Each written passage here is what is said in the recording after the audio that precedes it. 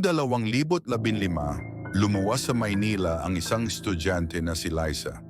Wala siyang gaanong pera, kaya nakahanap siya ng murang paupahan malapit sa kanyang eskwela.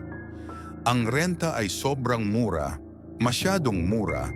Luma na ang bahay, madilim ang ilaw, at amoy lumang kahoy ang paligid. Pero sabi niya sa sarili, ayos lang, basta makapag-aral ako, titiisin ko. Nang gabing iyon, sinubukan niyang matulog.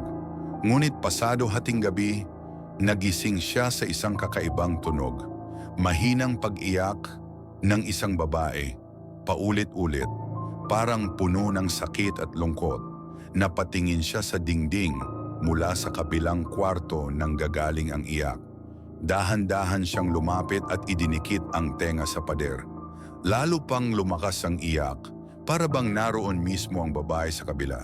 Kinabahan man, naglakas loob siyang kumatok. Tok, tok, tok. Tumigil ang pag-iyak, katahimikan. Marahang pinihit ni Liza ang doorknob at binuksan ang pinto. Walang tao, isang lumang kama lang at sira-sirang kabinet. Ngunit bigla siyang napatigil. Sa sulok ng kwarto, may gumalaw. Isang aninong dahan-dahang umaangat. At doon niya naunawaan na hindi siya nag-iisa.